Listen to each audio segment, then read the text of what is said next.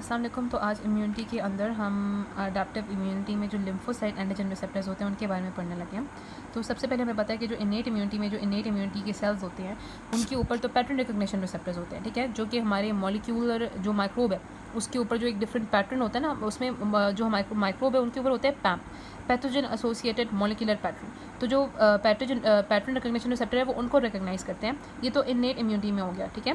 और इसके दो फायदे ये थे कि इसमें एक तो ये बड़ी रैपिड होती है, दूसरा इसमें ये भी होता है कि जब हमारे जो इनेट इम्यूनिटी के सेल्स है they are targeted against a wide variety of molecular pattern which is shared also by wide microbes, ठीक है। तो एक बड़ी हमें ज़्यादा इसमें स्पेसिफिक तो नहीं है लेकिन ज़्यादा वैरायटी मिल जाती है। इसके मुकाबले में जो अडेप्टिव इम्यून सिस्टम है आपको पता है उसमें तो ये सारा जैसे ही एंटीजन आएगा और कोई इनेट इम्यून का सेल्स हमारे अडेप्टिव इम्यून के सेल्स को एक्टिवेट करेगा तो उस वक्त अभी जो है वो आपकी अडेप्टिव इम्यूनिटी एक्टिवेट होती है, तो उसी वक्त सारे वो सेल्स बनते हैं। और आपको ये भी पता है कि जो adaptive immunity it is specifically tailored against that different microbe. तो हमें जो भी अपना एंटीजन बनाना है, जो भी हमने टी सेल बनाना है वो उसी स्पेसिफिक एंटीजन के अगेंस्ट जो है वो हमने बनाना है।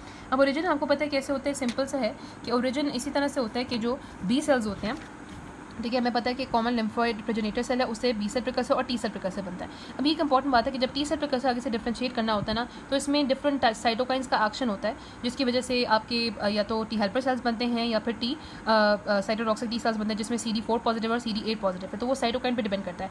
इस लेवल पर अगर जो साइटोकाइंस के रिसेप्टर्स जिन पर साइटोकाइन ने एक्ट करा था उनकी म्यूटेशन हो जाती है तो severe combined immune deficiency syndrome हो सकता है जिसमें आपके टी सेल्स ही नहीं बने मैच्योर। अच्छा, उसके बाद जब आपके पास नाइव बी सेल्स बनते हैं या बी नॉट सेल्स बनते हैं या नाइव टी हेल्पर सेल्स या साइटोटॉक्सिक टी सेल्स बनते हैं, फिर वो जाके अपने सेकेंडरी लिम्फोइड ऑर्गन में मैच्योर होते हैं।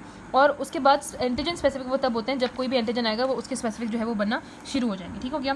आपको पता है कि टी सेल के ऊपर एक वो होता है आपके वो क्लस्टर ऑफ डिफरेंशिएशन होता है जिसमें CD4 या CD पॉजिटिव होता है और जो रेशियो है टी सेल के बी सेल की उसमें टी सेल्स 3 गुना ज़्यादा होते हैं। अब इनकी डाइवर्सिटी क्यों होती है ये हमने बहुत दफ़ा FSC में पढ़ा हुआ है। तो इसमें सिंपली आपको पता है 100 मिलियन डिफरेंट स्पेसिफिसिटीज़ होती हैं। हालांकि आपके पास नॉर्मली 20,000 जीन कहीं लिखी हुई है, कहीं 25,000 जीन लिखी हुई है कि हमारे पास इतनी जीन्स होती हैं। अब जो मेन प्रोसेस है वो होता है DNA रीअरेंजमेंट। होता क्या है कि DNA के जो डिफरेंट सेगमेंट्स हैं उनमें ना डबल स्ट्रैंड ब्रेक होता है। हमने पढ़ा हुआ कि डबल स्ट्रैंड्स ब्रेक होती हैं। डबल स्ट्रैंड्स ब्रेक हुए, वो सेगमेंट वहाँ से उठे कहीं और गए, ठीक है। हमने कहा कि removing of the segment and shuffling होगी उनकी, शफलिंग होकर डिफरेंट कॉम्बिनेशंस बनते हैं। तो उसकी वजह से DNA रीअरेंजमेंट होती है और उसमें क्या होता है कि आपके जो पूरी की पूरी आपकी जीन होती है ना, जो कि एंटीजन रिसेप्टर की जीन होती है, वो दोबारा से एक्सप्रेस होती है, ठीक है। यानी कि जो DNA है वो कट हुआ, वो उसकी रीशफलिंग हुई और दोबारा से पूरी की पूरी एंटीजन रिसेप्टर की जीन एक्सप्रेस होती है, जिसकी वजह से वो बहुत ज़्यादा उसमें जो है ना वो क्या कह सकते हैं कि कॉम्बिनेशंस बन सकते हैं और रिकॉम्बिनेसेस होते हैं जो कि ये परफॉर्म करते हैं, जिसमें रिकॉम्बिनेशन एक्टिवेशन जीन 1 और 2 होती है। और ये जो है इनमें अगर म्यूटेशन हो जाए ना तो फिर वही प्रॉब्लम है कि आपके पास severe combined immune deficiency syndrome हो सकता है, ठीक है, क्योंकि ऑब्वियसली वो हमारे पास डाइवर्सिटी नहीं होगी। लेकिन अब वो कहने कि अगर ये जो रैग प्रोटीन्स है ये आपको पता है नॉर्मली इनको कहाँ पर एक्टिवेट होना चाहिए, T cell receptor gene loci पे या इम्यूनोग्लोबुलिन जो रिसेप्टर की जीन लोकाई है, सिर्फ इम्यूनोग्लोबुलिन और T cell receptor gene loci पे होना चाहिए। लेकिन अगर ये किसी और सेल में एक्टिवेट हो जाए उस सेल को किल कर सकती हैं, उसको वर्स कर सकती हैं या उसको अनकंट्रोलेबली डिवाइड कराने का कॉज करा सकती है, जिसकी वजह से ल्यूकीमिया या लिम्फोमा हो सकता है। टी सेल बी सेल में क्या डिफरेंस है? एंटीजन जो है वो दोनों के सरफेस पे होता है, लेकिन आपको पता है टी सेल को एक ऐसा एंटीजन चाहिए जो प्रोसेस्ड है और जो MHC के साथ कॉम्प्लेक्स है। लेकिन बी सेल की जरूरी नहीं है, बी सेल पूरा का पूरा साबित एंटीजन को देख के जो है वो एक्टिवेट कर लेगा। IgM होता है बी सेल के सरफेस पे, CD3 होता है इसके सरफेस पे, कोलोन एक्सपेंशन दोनों की होती है। Immunoglobulin synthesis obviously B cell करता है, लेकिन आपको पता ही है कि जो एंटीबॉडी की सिंथेसिस का रेगुलेटर है वो टी सेल है। टी सेल होता है जिसके ऊपर IL-2 की जीन है और IL-2 के रिसेप्टर की जीन है और IL-4 की भी जीन है और IL-5 की जीन है। IL-2 है जो कि टी सेल्स को प्रोलिफरेट करता है, IL-2 receptors obviously IL-2 receptor होंगे तो IL-2 एक्ट करेगा। IL-4 is B cell growth factor and IL-5 is B cell differentiation factor. तो ये सारी चीज़ें टी सेल बनाते हैं जिसकी वजह से ये रेगुलेटेड है। इसके अलावा ऑब्वियसली टी सेल जो है वो गामा इंटरॉन भी बनाता है और टीमोनिक प्रोसेस फैक्टर भी बनाता है। आगे हम देखेंगे कि टी सेल कैसे मैच्योर करते हैं और इनको डिफरेंट टी सेल्स होते हैं जो कि डिफरेंट जो है ना वो साइटोकाइंस वगैरह बना रहे होते हैं। उसके बाद आपको पता ही है कि ये जो है वो सेल मेडिएटेड इम्यूनिटी में इन्वॉल्व होती है, इसकी मैच्योरेशन थाइमस में होती है और इसकी बोन मैरो में होती है। बी सेल्स के बारे में अगर आपको हमें पता ही है कि जो बी सेल होते हैं इसके दो मेन फंक्शन होते हैं, या तो बी सेल आपके पास जो है ना वो कन्वर्ट हो जाते हैं आपके एंटीबॉडीज प्रोड्यूसिंग, ठीक है, एंटीबॉडी प्रोड्यूस करते हैं प्लाज्मा सेल्स में कन्वर्ट हो जाते हैं, या फिर आपके पास वो कन्वर्ट हो जाते हैं मेमोरी बी सेल्स में और आपके पास री इन्फेक्शन में होते हैं। अब आपको पता होना चाहिए कि हर बी सेल के ऊपर एक बी सेल रिसेप्टर होना चाहिए। बी सेल रिसेप्टर के बगैर वो मैच्योर नहीं हो सकता। ऑब्वियसली पहले तो बी सेल फीटल लेवल में बनते हैं, उसके बाद वो बोन मैरो में बनना शुरू होते हैं, एडल्ट लाइफ में भी बोन मैरो में बन रहे होते हैं। अब इसकी मैच्योरेशन में होते हैं दो तरह की फेज, एक होता है एंटीजन इंडिपेंडेंट, एक होता है एंटीजन डिपेंडेंट फेज। जो एंटीजन इंडिपेंडेंट फेज होता है उसमें स्टेम सेल्स होते हैं, फिर प्री बी सेल्स होते हैं, फिर बीटा सेल्स होते हैं, मतलब बी सेल्स होते हैं। अब ये जो बी सेल्स हैं इसमें आपको पता है कि अपने इम्यूनोग्लोबुलिन जीन रिकम्बाइन होती हैं और एक आपके पास यूनिक एंटीजन रिसेप्टर बनता है, ठीक है, एक एंटीजन रिसेप्टर भी यूनिक बनता है। अब यहाँ पे एंटीजन रिसेप्टर में सिर्फ IgM लिखा हुआ है, वो IgD भी हो सकता है। अब प्री बी सेल्स में जब बी सेल्स में यहाँ पे डिफरेंशिएट होना है तो उनके ऊपर कोई फंक्शनल इम्यूनोग्लोबुलिन अटैच होना हुआ चाहिए, ठीक है। फॉर एग्जाम्पल आपके पास यहाँ पे एक बी सेल है, ठीक है, एक बी सेल है और इसको हम यहाँ पे कहते हैं, सॉरी, एक बी सेल है और जो है वो उसके बाद उसने कन्वर्ट होना है आपके मेच्योर बी सेल में, ठीक है, ये आपका मेच्योर बी सेल है। तो इसमें कन्वर्ट होने के लिए इसके ऊपर कोई रिसेप्टर होना चाहिए, कोई एटलीस्ट आपके पास IgM रिसेप्टर होना चाहिए जिसके बगैर ये इसमें कन्वर्ट नहीं हो सकता। जब ये होगा तो इसमें क्या हो जाएगा, एक आपका होता है ब्रूटन टायरोसिन काइनेस, ठीक है, ब्रूटन टायरोसिन काइनेस क्या करेगा कि जब उसके ऊपर कोई आके फंक्शनल इम्यूनोग्लोबुलिन आ जाएगी तो वो उसको प्री बी सेल्स जो है वो आपके मेच्योर बी सेल्स में कन्वर्ट हो जाएगा। एक्चुअली वो उसको जो है वो डिफरेंशिएट कराता है और उसमें ग्रो कराता है, ठीक है ना। अगर यहाँ पे ब्रूटन टायरोसिन काइनेस होता है, सिमिलरली अगर ब्रूटन टायरोसिन काइनेस में कोई म्यूटेशन होगी या इसकी जो इनकोडिंग जीन है उसमें कोई म्यूटेशन होगी तो एक गामा ग्लोबिनीमिया हो जाएगा। ऑब्वियसली बीटा सेल्स कैसे बनेंगे, जब बीटा सेल्स प्लाज्मा सेल्स में मेच्योर ही नहीं होंगे तो एंटीबॉडीज भी नहीं बनेंगी, ठीक है। ये बहुत इंपॉर्टेंट इसमें बात है। एक तो ये हो गया एंटीजन डिपेंडेंट, दूसरी होती है एंटीजन इंडिपेंडेंट, मतलब सॉरी एंटीजन डिपेंडेंट एक्सपेंशन होती है, जिसमें एंटीजन के आने से आपको पता है क्लोनल एक्सपेंशन होती है। अब ये जो बी सेल रिसेप्टर है जो कि मोस्ट केस में IgM होता है, ये उसके वो कहते हैं कि उसने एक ना हैवी चेन में एक एडिशनल एंड होता है और उसकी वजह से ऑब्वियसली बी सेल की सर्विस पे जाके लग जाता है। रोज ऑलमोस्ट 10⁻⁹ बी सेल्स बने होते हैं, यानी कि आपके 10,00,000 बी सेल्स बने होते हैं और जो कि सर्कुलेशन में होते हैं। लेकिन वो कहते हैं कि अगर आपके पास मेच्योर बी सेल्स नहीं होते ना, अगर प्री बी सेल्स होते तो उनकी हाफ लाइफ जो है वो डेज टू वीक्स ही होती है क्योंकि एक्टिवेट होती है। अब यहाँ पे एंटीजन के बॉडी के हम स्ट्रक्चर पे चलते हैं। तो एंटीबॉडी जो है उसके स्ट्रक्चर में आपको पता है कि एक्चुअली 4 चेन्स होती हैं, 2 हैवी चेन्स हैं और 2 लाइट चेन्स है, ठीक है। ये हैवी चेन आपको नजर आ रही है, लाइट चेन के अंदर और हैवी चेन के अंदर दोनों के अंदर होता है वेरिएबल रीजन और उसके अलावा होता है कांस्टेंट रीजन। इसमें से जो एंटीजन बाइंडिंग रीजन है जो यहाँ पे मेंशन है वो ये है कि आपका हैवी चेन का वेरिएबल रीजन, लाइट चेन का वेरिएबल रीजन और लाइट चेन का कांस्टेंट रीजन, ये सारा का सारा एंटीजन बाइंडिंग रीजन है। और ये जो सारा रीजन है ये बाकी कांस्टेंट रीजन है। कांस्टेंट रीजन का जो C है ना वो मल्टीपल रीजन की वजह से है। एक तो C वो इसलिए क्योंकि वो क्रिस्टलाइजेबल होता है। अगर फॉर एग्जाम्पल हम जितनी भी एंटीबॉडीज़ हैं उनको हम रख दें किसी कंटेनर में, उस कंटेनर में डाल दें पेपेन एंजाइम। पेपेन एंजाइम जब हम उस कंटेनर में डालेंगे ना तो इसमें क्या हो जाएगा कि आपके पास वो जो हिंज रीजन होता है ना एंटीबॉडी का हिंज रीजन, उससे वो डिवाइड हो जाएगा।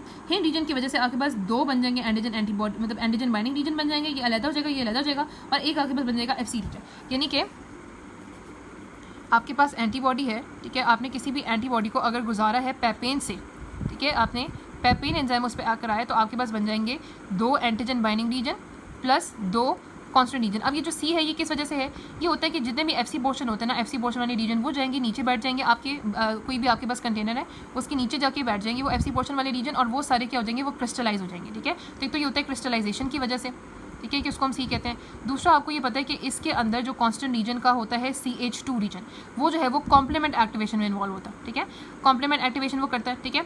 उसके बाद यहाँ पे ये भी है कि ये कैच करता है आपके न्यूट्रोफिल्स को, जो CH3 रीजन होता है ना वो एक्चुअली आप कैसे रखो कि वो कैच करता है फेगोसाइट्स को, न्यूट्रोफिल्स और मैक्रोफेजेस पे वही जो है वो एक्ट करता है, ठीक है। उसके बाद आपके पास एक एक्चुअली होता है कि FC रिसेप्टर्स होते हैं। हमें पता है कि जो न्यूट्रोफिल्स होते हैं उनके ऊपर FC रिसेप्टर होता है।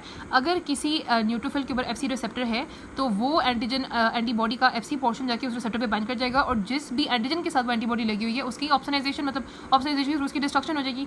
इसके अलावा ये C एक और वजह से है और वो है आपका कि इसके आपको पता है कि इस एन वाली रीजन में होता है कार्बोक्सिल टर्मिनल, ठीक है। तो कार्बोक्सिल टर्मिनल होता है, ये आपको पता ना कि ये एक एंटीबॉडी है, तो एंटीबॉडी का जो ये वाला रीजन है कांस्टेंट, यहाँ पे कार्बोक्सिल टर्मिनल होता है। इसकी वजह से भी आप इसको C से याद रख सकते हो और इसके फंक्शन काफ़ी ज़्यादा वो हम बाद में देखते हैं, ठीक हो गया। तो ये हो गया।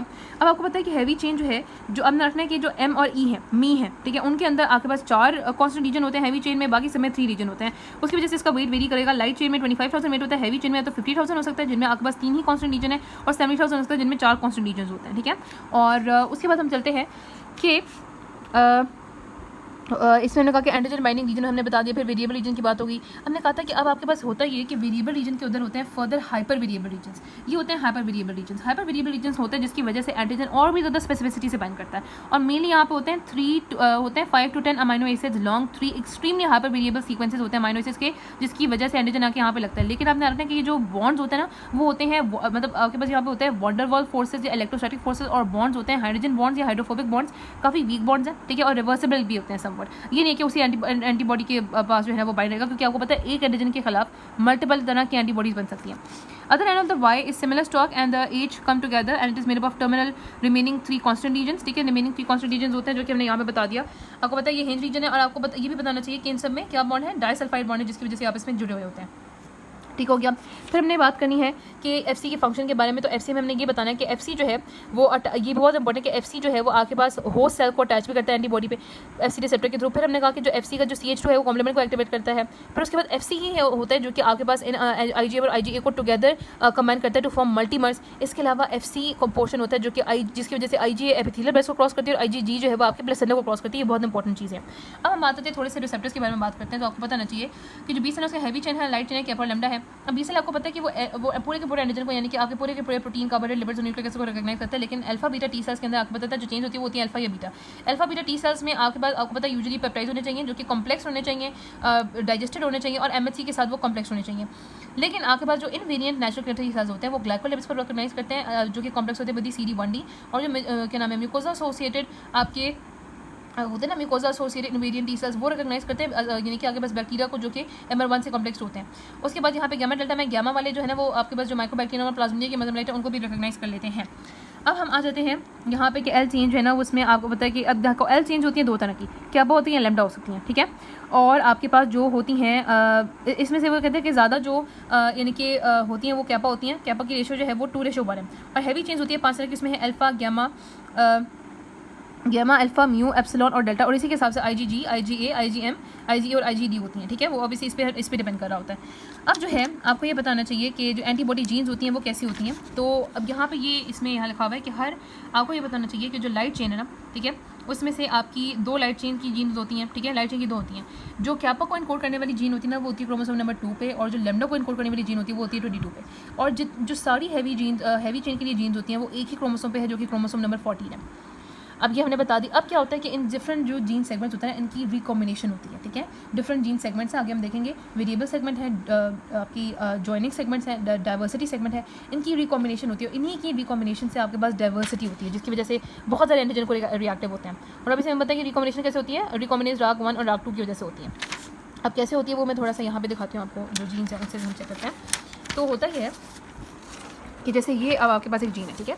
अब ये जो है वो आपकी हैवी चेन की जीन्स है और ये लाइट चेन की जीन्स है जो कि क्रोमोसोम नंबर 2 पे हो सकती हैं या 14 पे हो सकती हैं। हैवी चेन में क्या होता है कि आपके पास सबसे पहले जो वेरिएबल सेगमेंट है, ठीक है। तो वेरिएबल जो सेगमेंट्स हैं उसमें से एक यहाँ पे वेरिएबल जीन एक आके लग जाती है। Out of 45 1 variable gene is translocated, ठीक है, close to one of the D segment out of 23, ठीक है। तो एक बी सेगमेंट आके लग जाता है, एक डी सेगमेंट आके लग जाता है 23 सेगमेंट्स में से, और एक जे सेगमेंट आके लग जाता है 6 सेगमेंट में से, ठीक है। तो 45 वी होते हैं यानी कि 23 डी होते हैं और आपके पास 6 जी होते हैं। तो अब देखो कि इनके डिफरेंट कॉम्बिनेशन हमें कितनी ज़्यादा जो है ना वो कॉम्बिनेशन मिल जाएंगे वी के और डी के और जे के, ठीक है। तो ये सारे होते हैं जो कि आपके पास इनकोड करे होते हैं। ये सारे के जो तीनों की तीनों है ना, ये हैवी चेन के लिए हम देख रहे हैं, ये सिर्फ वेरिएबल रीजन के लिए कोड करें, ये सिर्फ वेरिएबल के लिए। फिर एक बैठा होता है साइड पे कांस्टेंट रीजन के लिए, जिसमें अगर आप देखो तो क्लोजली पहले सी म्यू की है, फिर सी डेल्टा की है, फिर सी गामा की है, फिर सी एप्सिलॉन की, फिर सी अल्फा की। इसी वजह से ये होता है कि नॉर्मली अपॉन जब सबसे पहले एंटीबॉडी बनती है किसी एंटीजन के खिलाफ तो पहले IgM बनती है, क्योंकि closest to these combination of the variable gene segments are is the constant gene segment of the IgM antibody. तो ये कांस्टेंट जीन सेगमेंट आके लग जाता है यहाँ पर, IgM एंटीबॉडी बन जाती है। इसी तरह से इसके वेरिएबल कॉम्बिनेशन बन सकते हैं।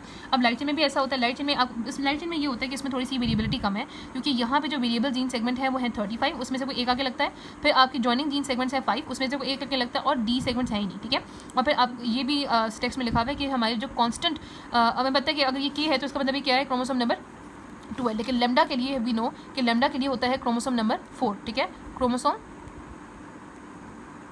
4 होता है। और इसके लिए क्रोमोसोम कैपा के लिए 2 है। अब ना रखना क्योंकि कैपा के और इनकी रेशो भी ये है ना कि जो कैपा है और जो लेम्डा है, ठीक है, इनकी रेशो भी 2:1 बने। तो इसका क्रोमोसोम ये है और इसका क्रोमोसोम जो है तो वो आपका सॉरी इसका क्रोमोसोम है 22 क्रोमोसोम होता है।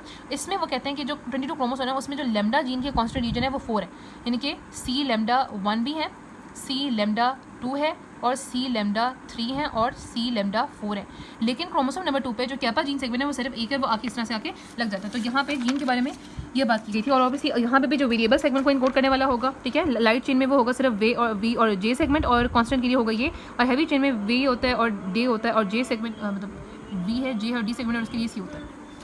ये हो गया बात, ठीक है। अच्छा, अब जब डिफरेंट कॉम्बिनेशन के आपके हैवी सेगमेंट और जो कांस्टेंट जीन के सेगमेंट्स होते हैं वो आपस में कंबाइन हो जाते हैं, फिर उनकी ट्रांसक्रिप्शन होती है, फिर उनकी स्प्लाइसिंग वगैरह होती है और उसके बाद मैसेंजर आरएनए वगैरह बन जाता है। तो अब इनकी जो बनती सेपरेट प्रोटीन्स हैं, यानी कि हैवी चेन और लाइट चेन दोनों सेपरेट बनती है, लेकिन साइटोप्लाज्म में आके इनकी असेंबली इकट्ठी होती है और इकट्ठे इनमें डाइसल्फाइड बॉन्ड बनते हैं, ठीक है, और फोल्ड हो जाती हैं। अब इसमें दो मॉडिफिकेशन होती है कि एक तो एक ओलिगोसैकेराइड ऐड की जाती है कांस्टेंट रीजन पे। हमें पता है कि एंटीबॉडी ग्लाइकोप्रोटीन्स है, सिर्फ प्रोटीन नहीं है, ये ग्लाइकोप्रोटीन्स होती हैं, ठीक है। और इसके अलावा इसमें जो है वो बी सेल रिसेप्टर जो है वो ऐड किया जाता है। क्लोनल सिलेक्शन जाहिर सी बात है, हर किसी एंटीजन के अगेंस्ट जो है वो इनकी सेक्शन होती है। जो भी एंटीजन होता है ना, जैसे वो कहते हैं कि आपके पास जो possible heavy chain light chain combination होती है वो 10⁻11 होती है। अब ये डाइवर्सिटी क्यों है, इसके क्या क्या रीज़न हो सकते हैं? 5 रीज़न है। Number 1 obviously multiple gene segments हैं, ठीक है, 45 वेरिएबल जीन के सेगमेंट्स हैं। हैवी जीन में देखें तो आपके 45 वेरिएबल जीन के हैं, आपके 23 जो है वो डी वाले जीन के हैं, डाइवर्सिटी जीन के हैं, आपके जो जॉइनिंग जीन के हैं उसके 6 सेगमेंट्स हैं। और लाइट चेन में इस तरह से 35 वेरिएबल जीन के सेगमेंट्स हैं और जॉइनिंग जीन के 5 सेगमेंट्स हैं। उसके बाद इन जीन सेगमेंट्स की कॉम्बिनेशन क्या नाम है इनकी जो होती है, हमने कहा था रीअरेंजमेंट इनटू डिफरेंट सीक्वेंसेस में वो रीअरेंज होते हैं। इसी तरह से आपके पास डिफरेंट लाइट चेन और हैवी चेन की कॉम्बिनेशन भी होती है, म्यूटेशन भी हो सकती है जंक्शनल डाइवर्सिटी। उसमें क्या होता है, वो कहते हैं कि हमें पता ना कि आपके पास जो हैवी चेन है उसमें होता है वी सेगमेंट है, फिर डी के सेगमेंट्स हैं और फिर जे के सेगमेंट्स हैं। तो अगर आपके पास कोई नया न्यूक्लियोटाइड आके वी या डी के दरमियान या फिर यहाँ पे आके कोई लग जाता है, वी या डी के दरमियान कोई नया न्यूक्लियोटाइड लग जाता है, या फिर डी या जे के दरमियान कोई नया न्यूक्लियोटाइड लग जाता है एट द स्प्लाइस साइट, ठीक है, कोई नया न्यूक्लियोटाइड आके लग जाता है, तो उसमें भी आपके पास जंक्शनल डाइवर्सिटी जो है वो डेवलप हो सकती है। और इस केस में अगर आपके पास जो एंटीबॉडी बनती है ना वो स्पेसिफिक होती है against the 3D structure of the उसके अगेंस्ट था। तो यहाँ पे यही बात की गई है आपके पास कि यहाँ पे कोई इतनी खास बात नहीं की, वही मैंने बताया कि किस तरह से आपके पास वी डे, ठीक है, वी डी और जे, और आपके पास सी म्यू बन जाती है और सी डेल्टा बन सकती है, और यहाँ पे सी कैपा वाली बन सकती है। अब यहाँ पे मैं बताया हुआ कि किस तरह से बी सेल मैच्योरेशन होती है। अब B cell T cell maturation के स्टेप सेम है, लेकिन डिफरेंट जगह पे होता है। टी सेल थर्मस में होती है, बी सेल आपके पास बोन मैरो में होती है। सबसे पहले क्या होता है कि आपके पास पॉजिटिव सिलेक्शन होती है। पॉजिटिव सिलेक्शन में क्या है कि वो B cell precursor which will fail to rearrange the immunoglobulin gene segments और they will fail to form a functional B cell receptor, they will die before reaching the B cell stage. सिर्फ वो B sales जो कि एक functional B cell receptor बनाते हैं वो choose होते हैं, उसको हम कहते हैं पॉजिटिव सिलेक्शन। तो सबसे पहले होती है पॉजिटिव सिलेक्शन, पी सेल को पहले पॉजिटिव सिलेक्शन, ठीक है। अगर ये नहीं होती तो आपको पता है कि रिकॉम्बिनेसेस एंजाइम होते हैं, जो कि अगर ऑब्वियसली रिकॉम्बिनेसेस एंजाइम होता है ना, जिसकी वजह से ये जीन नहीं होती, जीन सेगमेंट की रीअरेंजमेंट नहीं होती, तो उसकी वजह से भी स्किड हो जाती है। और आपके पास अगर ब्रूटन टायरोसिन काइनेज नहीं है तो उसकी वजह से हीमोग्लोबिनीमिया हो जाता है। इसके अलावा क्या होता है, अब प्री बी सेल्स जो होते हैं वो आपको पता है सक्सेसफुली जनरेट करते हैं आईजीएम, वो पास कर देते हैं पॉजिटिव सेक्शन में। फिर उनकी होती है नेगेटिव सिलेक्शन। नेगेटिव सिलेक्शन में हमें ऑलरेडी पता है कि आपके पास जो एमएचसी मतलब आपके पास जो बी सेल रिसेप्टर उनको एमएचसी की जरूरत नहीं पड़ती, वो पूरे के पूरे सर्कुलेटिंग एंटीजन जैसे प्रोटीन हो, लिपिड्स, कार्बोहाइड्रेट, न्यूक्लिक एसिड, उसके खिलाफ जो है वो रिस्पॉन्ड करती हैं। नेगेटिव सिलेक्शन में ये होता है कि कोई भी ऐसा बी सेल जो कि हमारे सेल्फ एंटीजन के अगेंस्ट रिएक्ट करेगा, जो कि हम उसको बोन मैरो में एक्सपोज करेंगे, तो उसको हम डिस्कार्ड कर देंगे, उसको हम एलिमिनेट कर देंगे। दो तरीकों से एलिमिनेट कर सकते हैं, या तो एपोप्टोसिस से या फिर एनर्जी से। एनर्जी में क्या होता है कि उनकी जो सर्फेस पे आईजीएम प्रोडक्शन उसको हम टर्न ऑफ कर दे ताकि वो इनसेंसिटिव हो जाए एक्टिवेशन को। एक मेथड होता है रिसेप्टर एडिटिंग। इसमें आपको पता है कि देखो जो भी हम अलील इनहेरिट कर रहे हैं, ठीक है, जो भी आपके पास जीन है ना उसके पेयर होते हैं ना, एक जीन का पेयर ही होता है, ठीक है। आपके पास अगर कोई कांस्टेंट जीन का पेयर है तो वो एक पैटर्नल है, एक मैटर्नल है, ठीक है। तो हो सकता है कि एक जो बी सेल है उसमें जो आईजीएम एक्सप्रेस हो रहा है, ठीक है, उसमें आपके पास जो है वो आपने इसको चूज़ किया हुआ है, इस कांस्टेंट रीजन को चूज़ किया हुआ है।